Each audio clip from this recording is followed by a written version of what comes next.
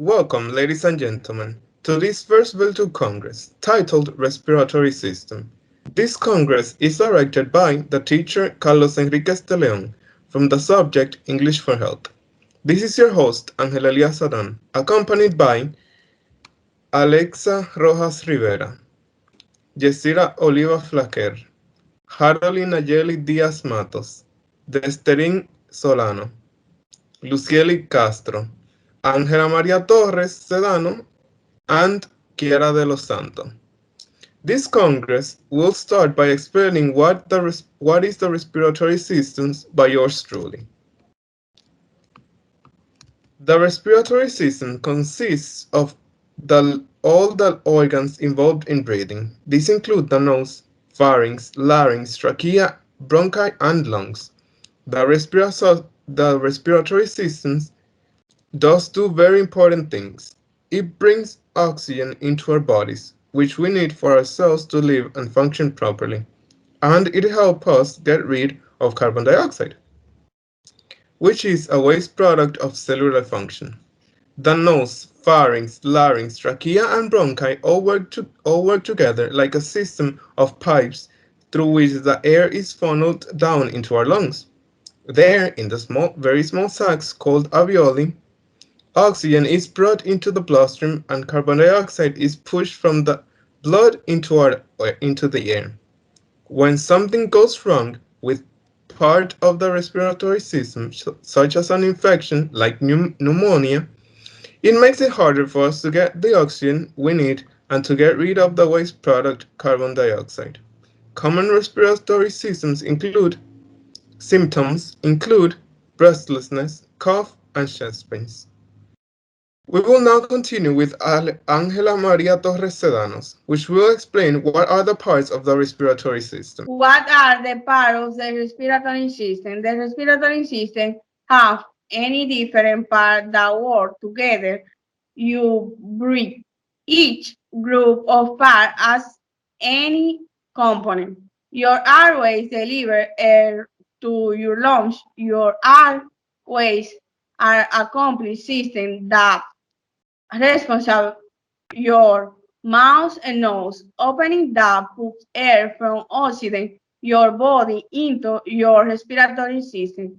Sinuses holes are between the bones in your heart that regulate the temper and health.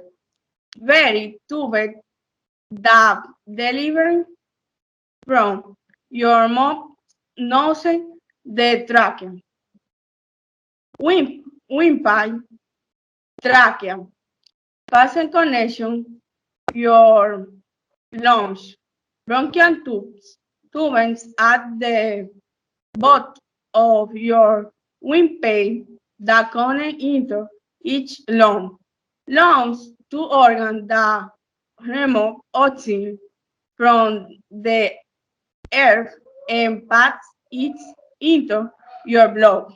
From your lungs, you broke blood drain, delivering oxygen your organ and other tissues, muscles and bones move the air your inhale into and out of your lungs. Some of the bones and muscles in the respiratory system include your diaphragm, muscle that help your lungs put in air and put it out. Roots bone that protect your lungs and hold. Thank you. Furthermore, when you breathe out, your blood carries carbon dioxide and other waste of the body. Other components that work worldwide, lungs, and blood vessels include alveoli, tiny hair sacs in the lungs where the exchange of oxygen and carbon dioxide takes place. Bronchioles, a small range of the bronchial tubes that lead to the alveoli. Capillaries, blood vessels in the alveoli walls that move oxygen and carbon dioxide. Lung lobes, Section of the lungs, three lobes in the right lung and two in the left lung. Pleura, the sacs that surround each lung lobe and they separate your lungs from the chest wall.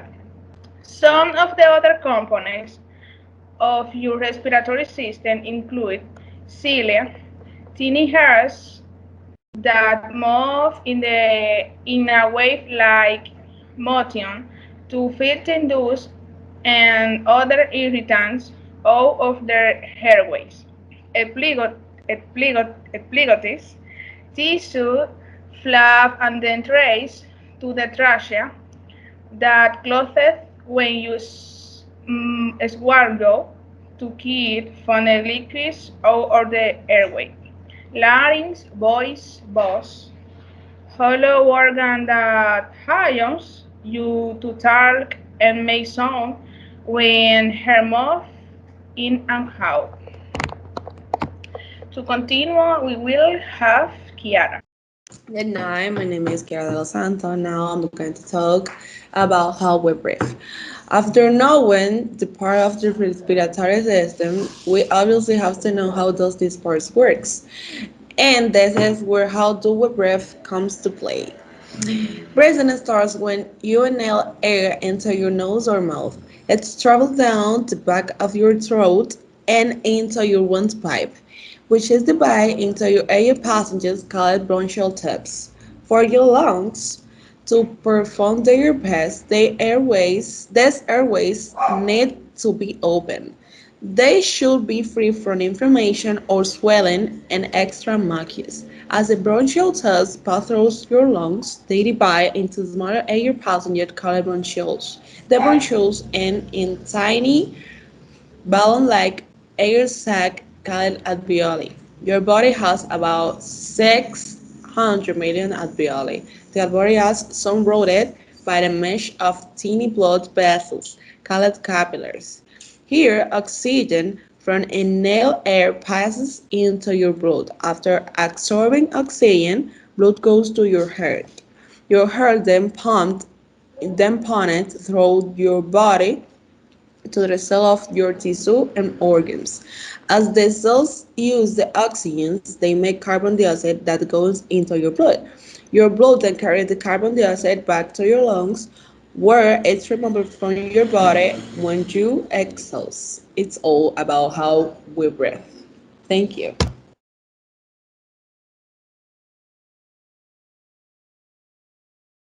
Adding to what my partner Kiara is spreading out how to we breathe, we must not forget that the muscles involved in this process, here the diaphragm and intercostal muscles, come to play. When you breathe in inspiration, your muscle needs to work to fill your lungs with air. The diaphragm and large sheet-like muscles which stretch across your chest under the ribcage. Thus much of this work and rest, it is shaped like a dome curving up in your chest. When you breathe in, the diaphragm contracts and flattens out, expanding the space in your chest and driving air into your lungs.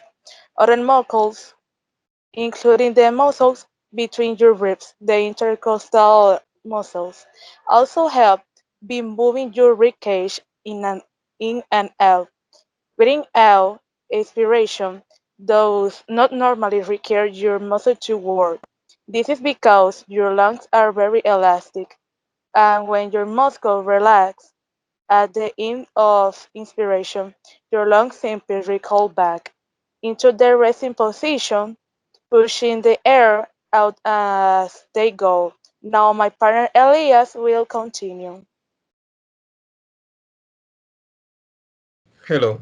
Part of breathing is the inhalation and exhalation. The inhalation and exhalation are, no, are how your body brings in oxygen and gets rid of carbon dioxide. This process gets help from a large dome-shaped muscle under your lung called the diaphragm. When you breathe in, Your diaphragm pulls downwards, creating a vacuum that causes a rush of air into your lungs. When you breathe out, the opposite happens, and this is exhalation. Your diaphragm relaxes upward, pushing on your lungs, allowing them to deflate.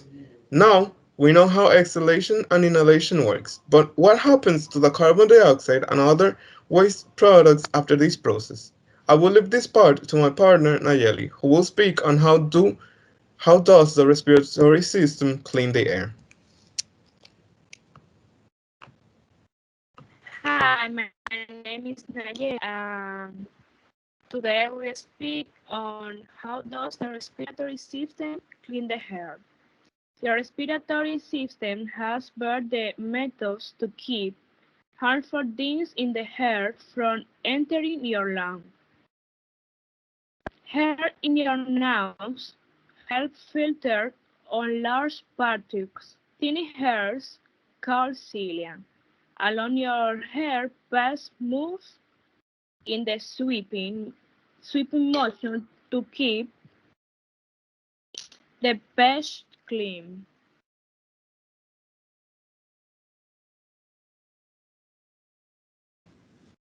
Hello, my name is Lucille, and now I'm gonna talk about blood supply. Furthermore, I will speak on blood supply, which is a very necessary process for our body related to the respiratory system and what happens to the respiratory system when it ages.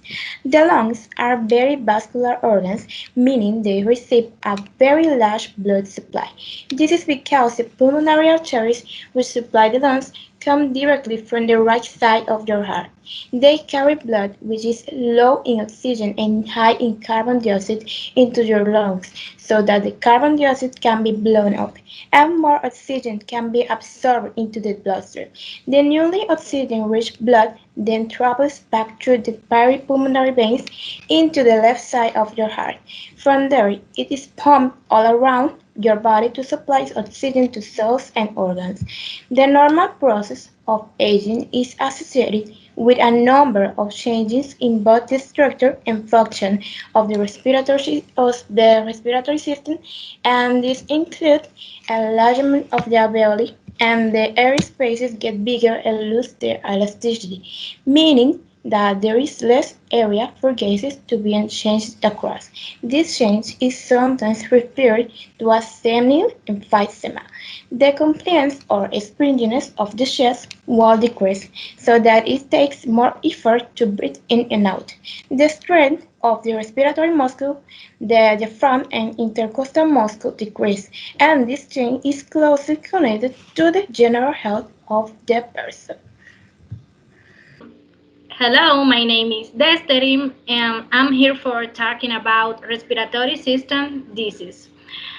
Common diseases of the respiratory system include asthma, your airways narrow and make too much mucus, bronchitis, inflammation and infection make your bronchial walls thicker, chronic obstructive pulmonary disease.